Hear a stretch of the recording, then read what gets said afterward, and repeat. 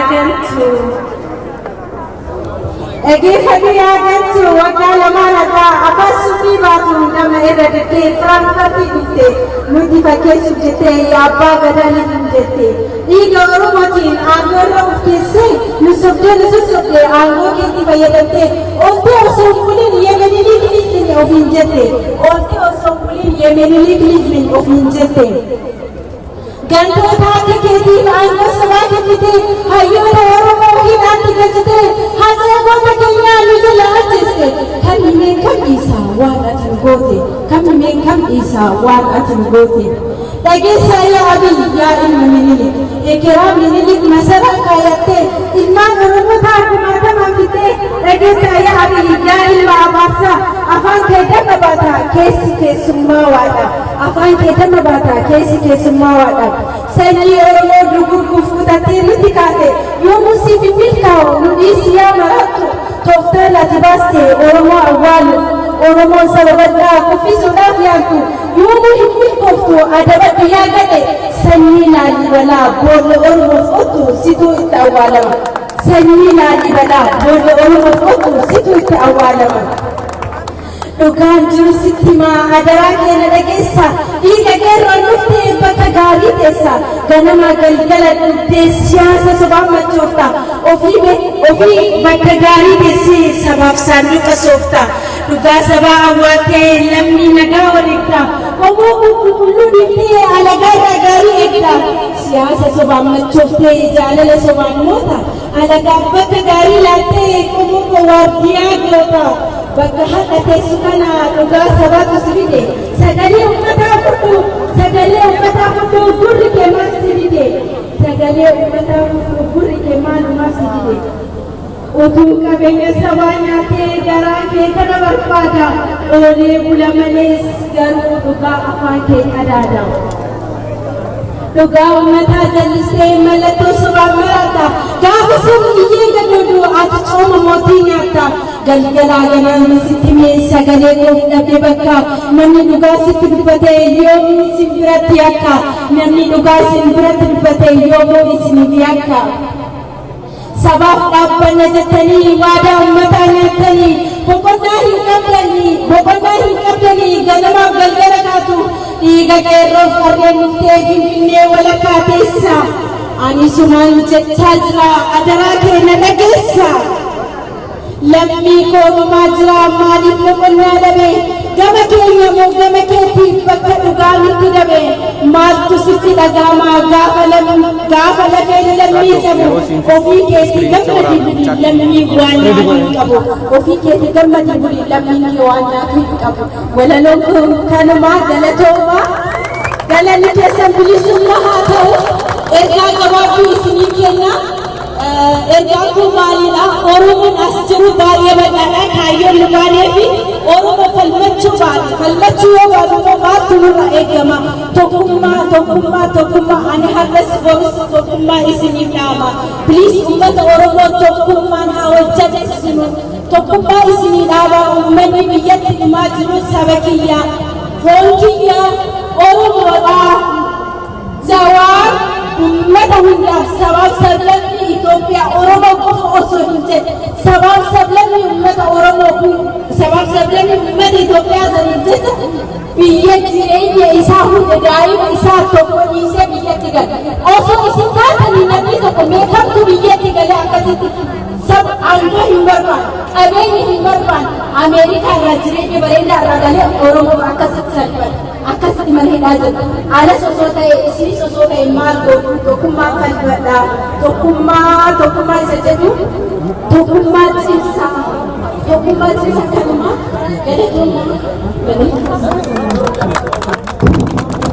galatooma asitti nu argamu keessaniif amma yeroo ajjeefamee ta'uu keessumni isaa kan ajjeefaman afaan Jarmaniitiin viidiyoo qophaa'e waan banamee jiruuf gara muuziqaatii sanallee akka daawwattanii fi uummanni biraallee akka daawwatu sagalee akka ooluu qabu himaa gurbaatee bishaaniiti gara sitti kottaa fideessi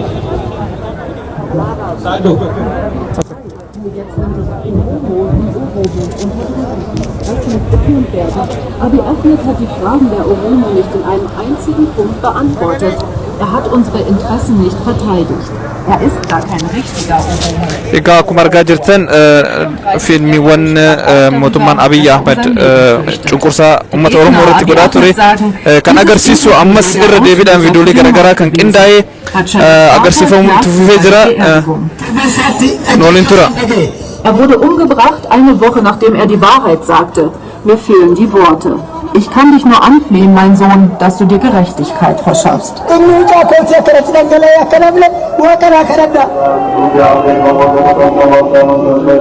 Zur Beisetzung kam auch Ministerpräsident Abiy Ahmed.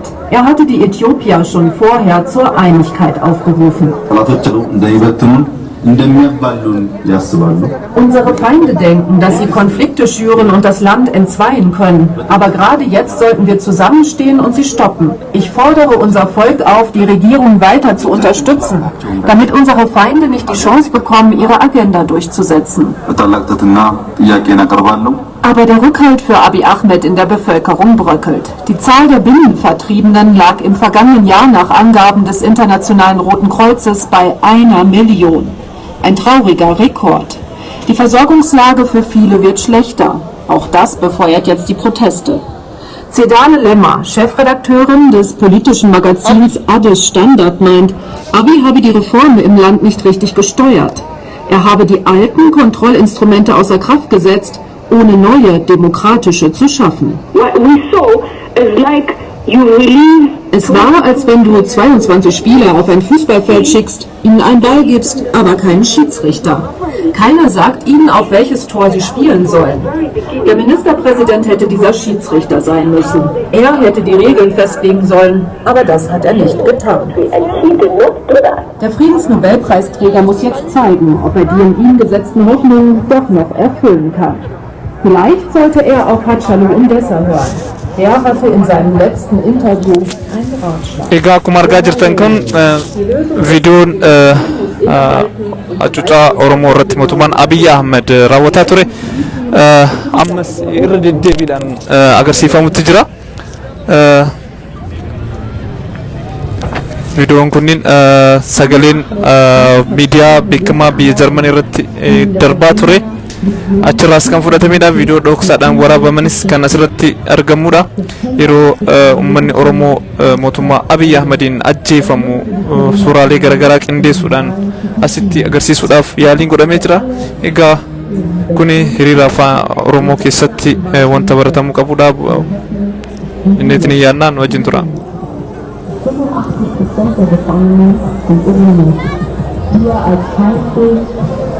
Obwohl die Oromo-Bewegung Abiy Ahmed an die Macht gebracht hat.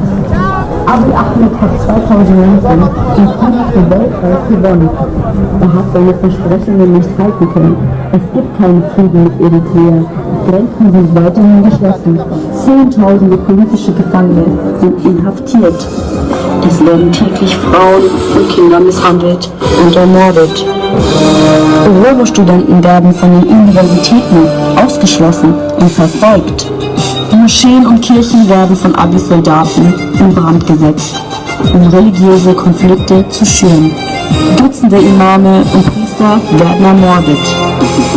Abiy muss gehen, Abiy must go.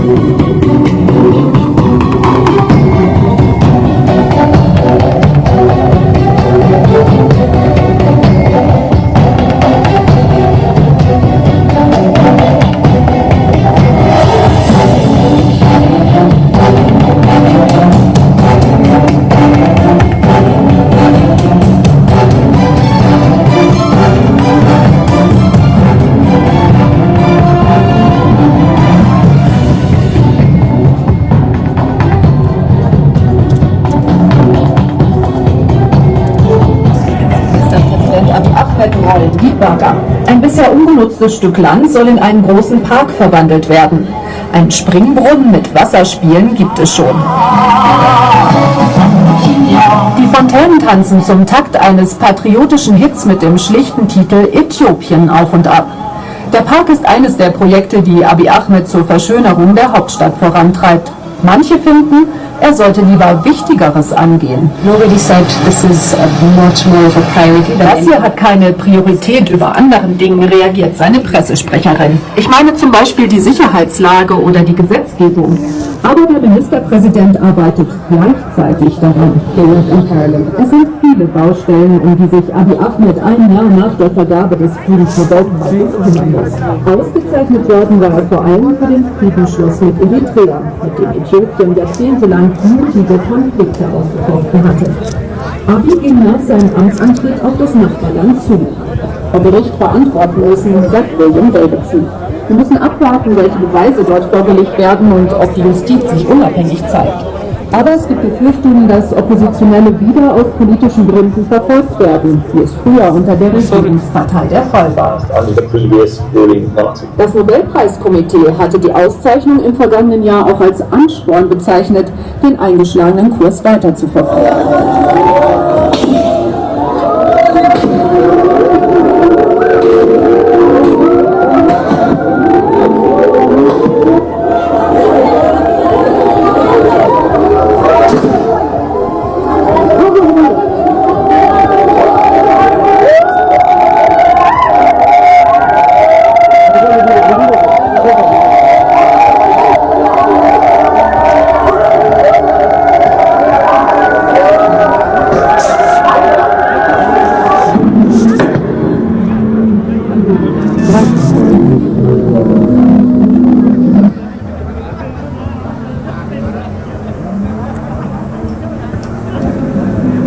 Der große Künstler und Oromo-Freiheitssänger Hachalu Hundessa wurde am 29. Juni 2020 von Unbekannten in Addis Ababa bzw. Fifine ermordet und sein Onkel wurde am 30. Juni während der Trauerfeier von Hachalu von äthiopischen Regierungssoldaten brutal ermordet.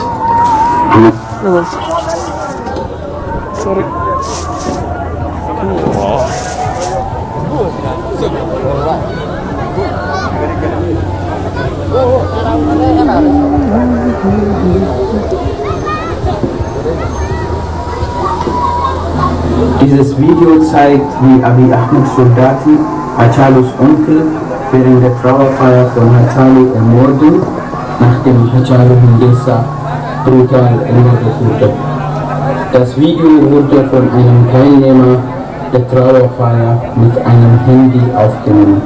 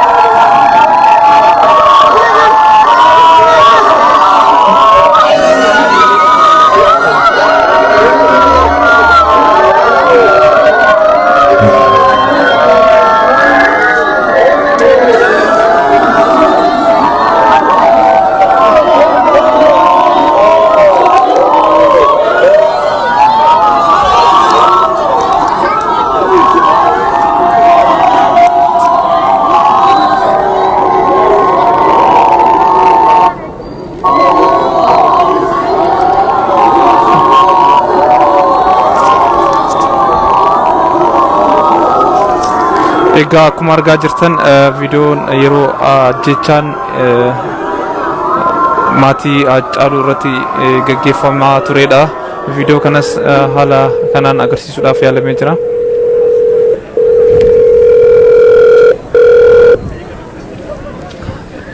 Egaa amma kan argutti jirtan viidiyoo yeroo Baalee Roobeetti Oktoobar 11 ajjechaa dargaggoowwan qaxalee ijoollummaa ofii taphaan hin quufin, ijoollummaa ofii dhandhamanii hin quufin irratti yeroo mootummaan Abiy ajjechaa suukkaneessaa irra raawwatudha. Viidiyoo sanis kan bilbilaan nuuf laatame kan haala kanaan agarsiisuudhaaf yaalii goonee jirra.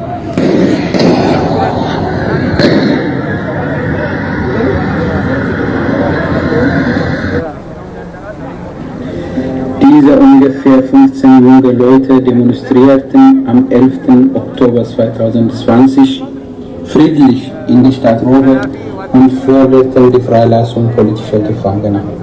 Die Reaktion der Abiy-Soldaten war nicht nur angemessen, sondern auch äußerst brutal.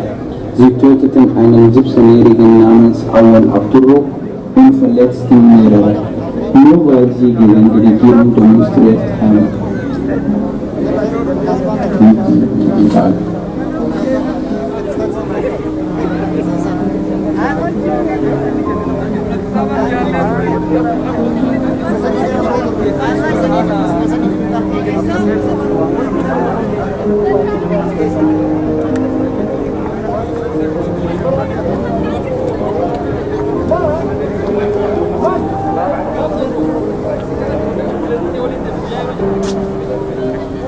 Hast du Angst vor der Kamera, oder?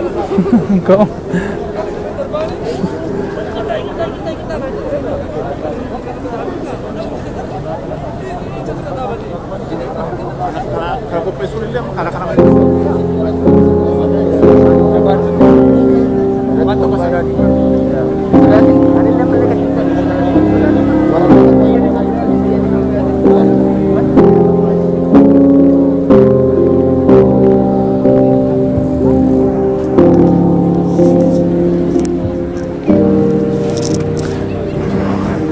Kuni ammoo suuraalee mootummaan Abiy Ahmed ajjechaa suukkaneessaa raawwataa ture namoota suuraa isaanii argame akkanatti haala kanaan qindeeffamee dhiyaatee jira jechuudha.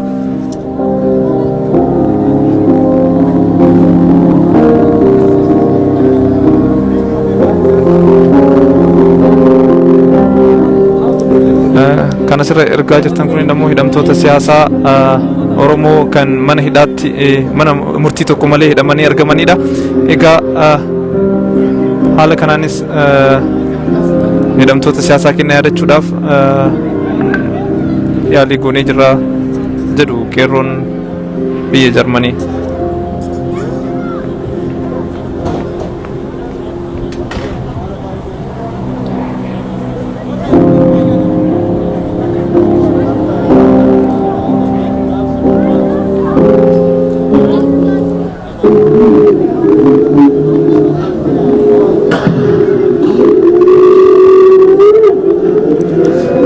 Kunis viidiyoo eegdonni yookaan raayyaan ittisa biyyaa Itoophiyaa ilmaan Oromoo irratti ajjechaa suukkaneessaa yeroo raawwatanidha.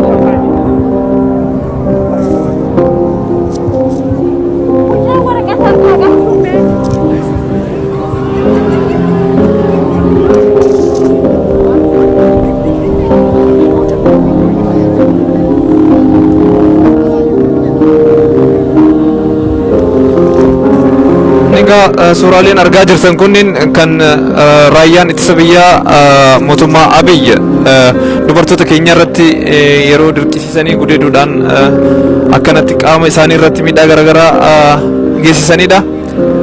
Akkasumas tumaa fi toorchi gochuudhaan ilmaan Oromoo irratti yeroo cubbuu fi gifii raawwatanidha.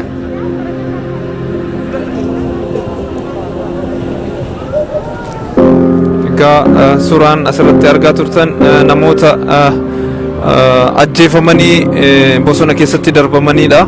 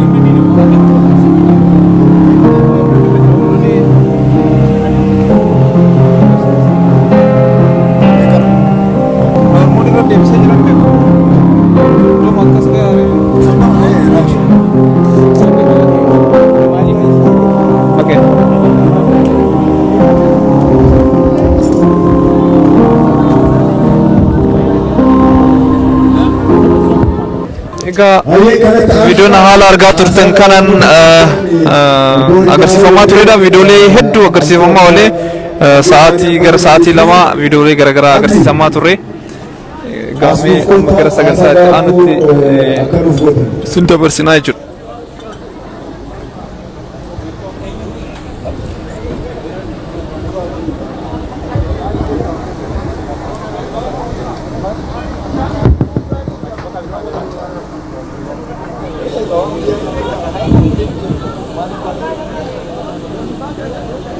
Akamotan jemaah kita warriata hari juga tidak tergantung sangat jenuh.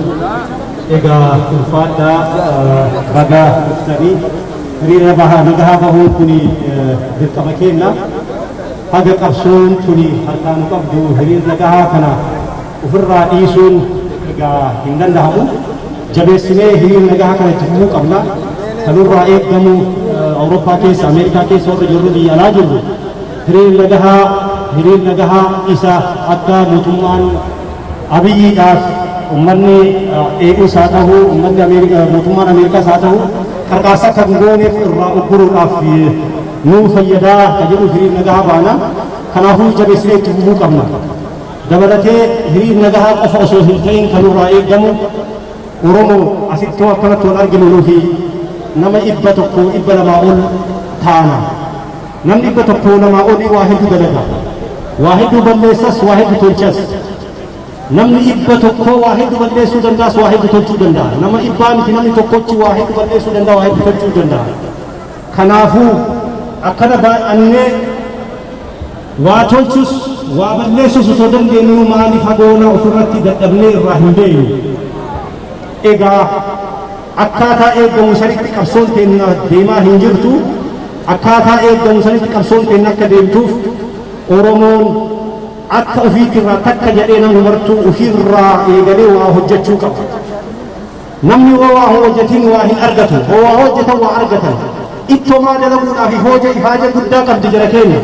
Kanaafuu qabsoon biyya abbaa biyyaa ta'uudhaaf ifaaja jaddachaa akka qabduu namni martuurraa wallaaleetii miti. Ifaaja san immoo itti seennee bahuu qabna. Itti seennee godhuu qabna. Ifaajeen sun du'a taatii hidhaa taatii waa hedduu taatii du'aaf kan nama keenya hin namannu garuu ejjeesanii du'uu kan geenye hin jiru. Ejjeesanii du'uu nurraa eegama. Ejjeefnee du'uutu nu barbaachisa. Oromoon bakka jirutti naannoo jirutti wal gurmeessee socho'uun dirqama itti taati. Kara waraanaanis haa ta'u, kara nagahaatis haa ta'u, hiriir nagahaatis haa ta'u gandatti galtee jirti qabsoon tun. Naannootitti galtee jirti qabsoon tun. Akka Oromootitti illee waliin qabna namni martuu naannoo fi irratti socho'uu qaba. Wal sosochoosuu qaba. Wal qopheessuu qaba. Walii dirmachuu qaba. Walii hiriiruu qaba. Walii dirmachuu qaba. Qabsoo fi haala sanii itti fufuu qaba. Jara keenya namni nuun jenne kabajamee jiraata biyyattii san keessatti. Oromoon sabni bal'aan kuni miliyoona 50 ofiin jenna. Wallahi wallahi dubbanne uummata miliyoona 5 hanqabne. Miliyoona 5 miti uummata miliyoona takka hanqabne warra walaayitaa ofirraa guyyaa takkaan u'uu jedhanii falmataniiti hogganoota isaanii mana hidhaatii hiisisatan faashistii mootummaa fi irraa. Kanaaf nuti immoo miliyoonni 50 ardii sochoosuu osoo dandeenyu Afrikaa bulchuu osoo dandeenyu Afrikaa sodaachisuu osoo dandeenyu garuu mootummaan abiyyiidhaaf manatti gallee waan walirratti ilaalluuf turi seeraa miti. Turi seeraa miti Oromoo irraan eeggamtu. Hogganoota meeqa dhabne?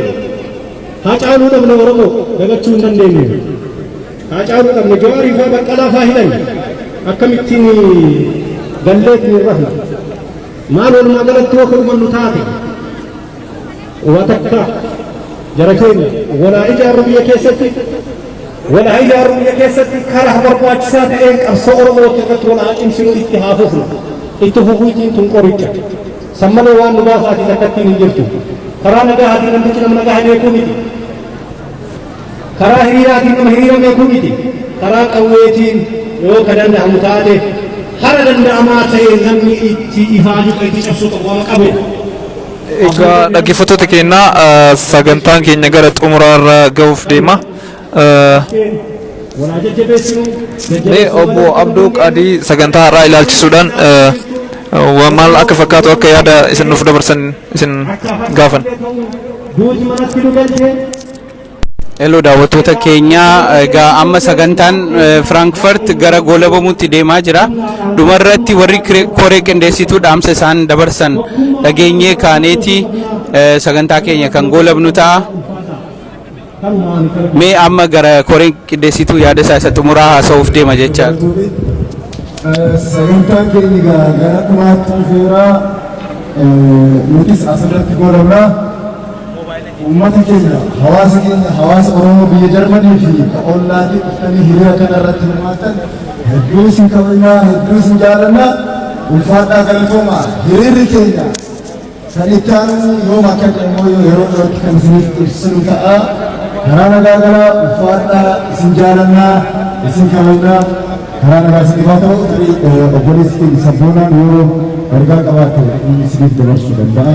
Galatoomaa. Ajee wanta jedhu qabu Huseenis dubbateetiin jira. Keessummaa kenna kan namchina irraa dhuftan akkasuma immoo Nuurumbargii fi asuma immoo keessummoonni kenna kan Firaanfartii siriira kanarratti argamuu keessan baay'ee tokko galatoomfadha. Kana bira darbuun immoo tokkummaa keessan bakka jirtanitti jabeeffadha. Hiriirri itti aanu akkuma beekamu itti fufa jedheetii yaada. Kanaaf immoo gurra keessan yeroo kamittiyyuu